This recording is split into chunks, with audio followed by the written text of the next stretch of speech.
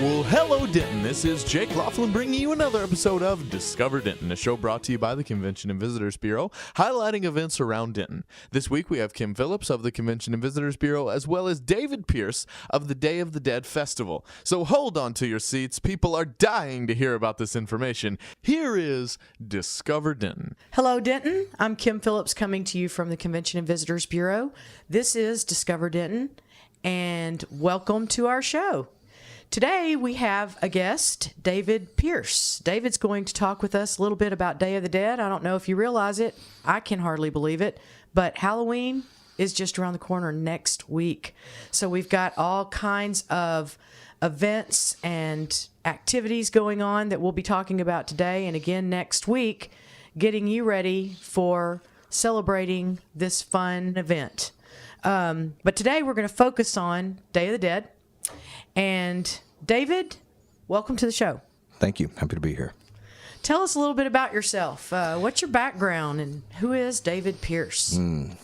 Well, David Pierce is a person that came to University of North Texas to pursue a degree in music education in the mid-'90s and taught band in South Lake Carroll for about 10 years. And as a band director, began writing music for certain settings for my students, and I developed slowly, surprisingly actually, a very strong love for writing and composing music, and that just led to more and more compositions, more writing.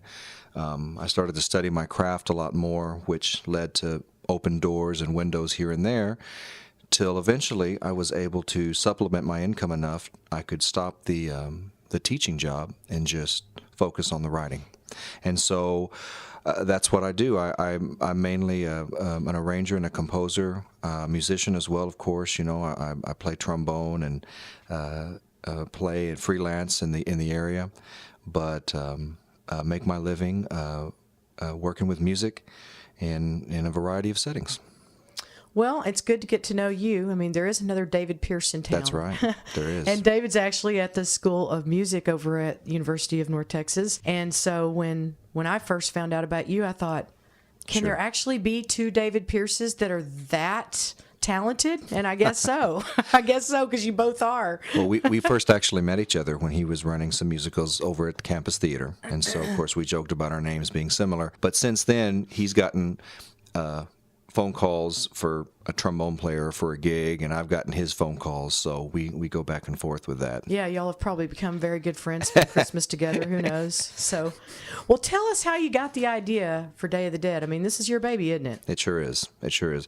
I feel like it fills a void, meaning that we've got some great festivals in Denton. We've got the Jazz Festival, we've got the Holiday Lighting, and then we've got a bunch of other festivals. We don't have a strong, a big, proper fall festival. And, you know, as you know, the fall is one of the only beautiful parts just about in North Texas where we can get really good weather. Mm-hmm. So, boy, we're having it now. We really are. We really are. So it seemed like it was a great thing to do. I always wanted to. I always thought that a fall festival would fit the weather really, really well.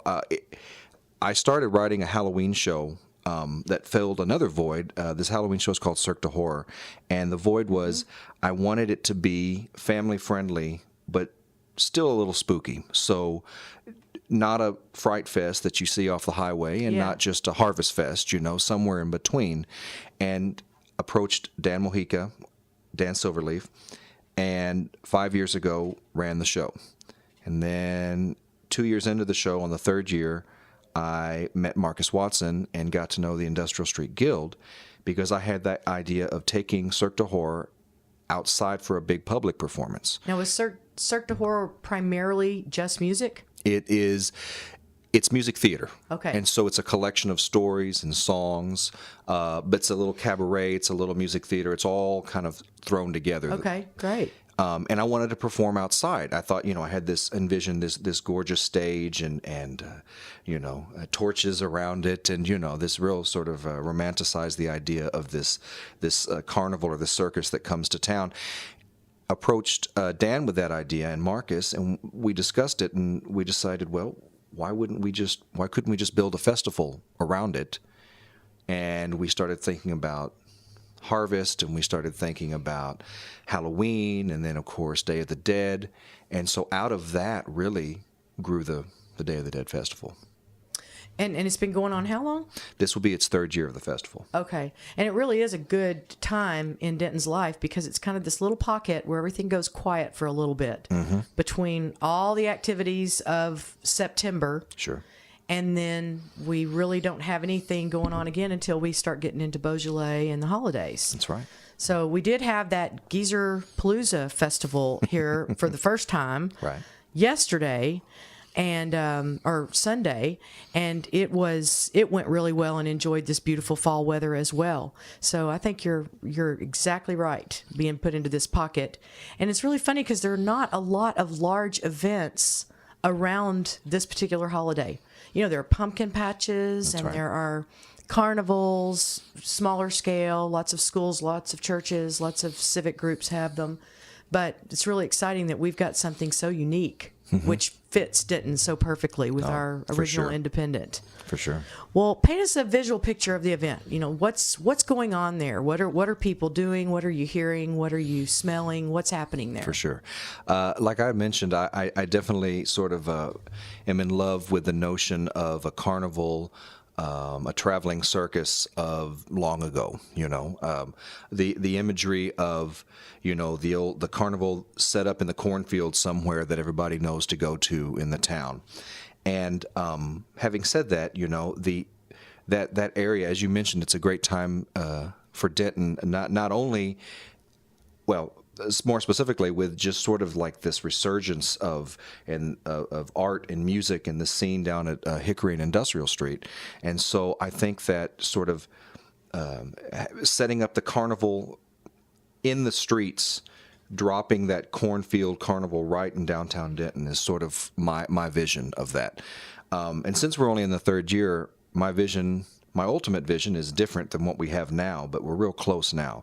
We've got everything from the harvest with the Denton Community Market doing a salsa cook-off competition. Oh, cool. To a little bit of Day of the Dead, Dia de los Muertos. We've got all sorts of vendors that sell their crafts that are very finely tuned to these specific areas. You know, a little Halloween, a bit of everything, but also very old timey, you know, very much. You smell the kettle corn and you see the vendors like with most festivals, and there's the music, but the art, the sort of the way we set everything up. And components like the coffin races, for example. I was going to ask about that. I'd heard rumors about coffin races. Yes, we sort of took the idea from some festivals that exist. There's one in Manitou Springs, I believe, where instead of going down a hill like a soapbox derby, there are 4 runners that run along your coffin, and so you just have to outrun the other coffin. And so with a soapbox derby, of course, you go down a ramp. And so Are you in the coffin? You are. Oh my gosh. You are. And so we've used the natural slope of the street of Hickory right behind Jupiter House, right behind the bank building, right next to Queenie's, all the way down to Industrial. And so we just race the cars down that way, which they're not all cars. You know, last year was the first year that we introduced the coffin race component, and we did have a guy on a stretcher. That was his coffin entry. And we also had the people from Oak Street Draft House rode a little small red wagon with a cardboard cutout around them. So there was all sorts of stuff. It gets we're not talking necessarily a go buy a coffin at the funeral home and deck it out to ride in. No, even though, having said that, though, there were some people with real coffins. Oh, my goodness. I don't know where you get those, but, I mean, other than funeral homes. But it's all manner of things. It's all manner of things. And so... There's so many cliches that fit that, you know, just dying to be in a race and all those kinds of things. For sure. And with all that, you know, you go to festivals and you've got your music and your vendors, but I've always wanted this to be something a little bit more, to take away something that you feel like this festival is maybe a little bit more special than others. When I go to the Denton Holiday Lighting, if you walk up the square and you see the lights and the sounds, you see something out of a Norman Rockwell painting. Oh, yeah. Exactly. And so for this festival, I want that to be special, and so that's the so it's still very, very family friendly. Yes, 100%. And there's music. Music. There's food. Do you have food vendors, or do the restaurants serve that? We do both, actually. We're very sensitive to the restaurants that are down there, so we don't sell pizza right next door to Mellow Mushroom, for example. But we do have a lot of local Denton restaurants. Sweetwater, we've got 7 Mile, we've got Hannah's that prepare food. Oh, and they come down and set up a booth or something, which gives them great exposure to new audiences. Great exposure, and they play really nicely. They create,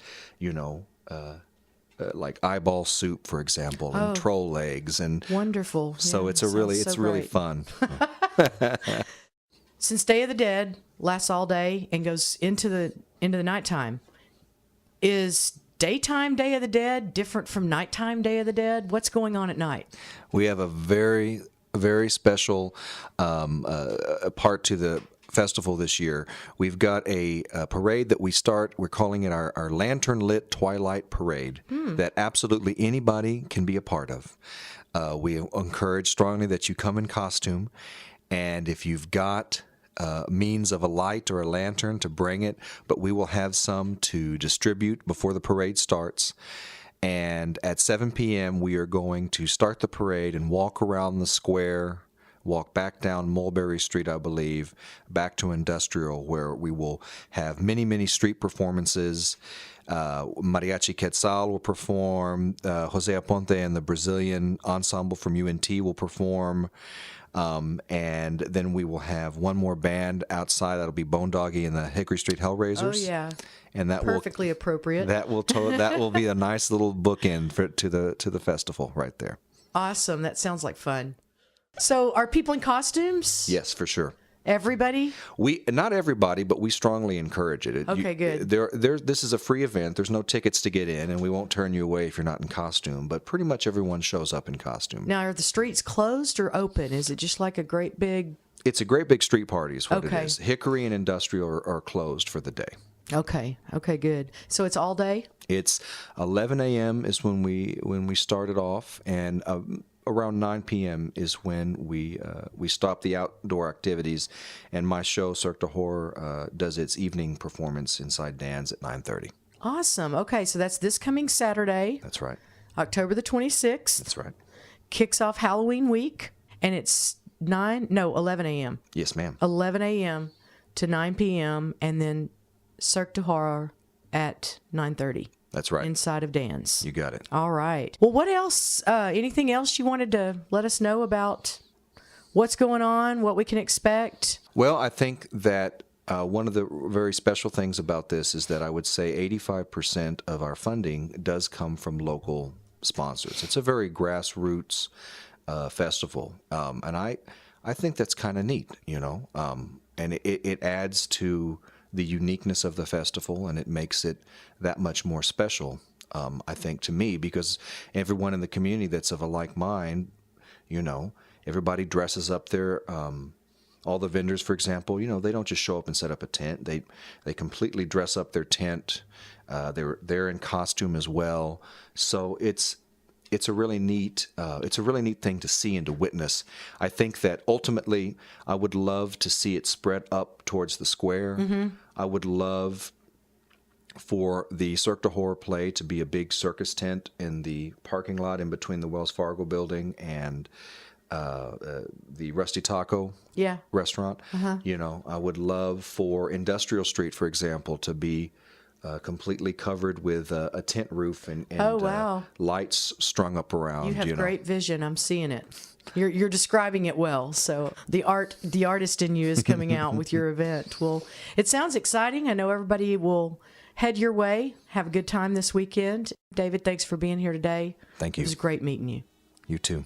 Tune in next week, folks, to hear what else is going on Halloween-wise for Halloween week. And until then, thanks for listening, and we'll see you next week. There you have it. That was this week's episode of Discover Denton. A big thanks to Kim Phillips of the Convention and Visitors Bureau. Another big thanks to David Pierce of the Day of the Dead Festival. A huge thanks to Gravity Feed for providing the intro and outro music.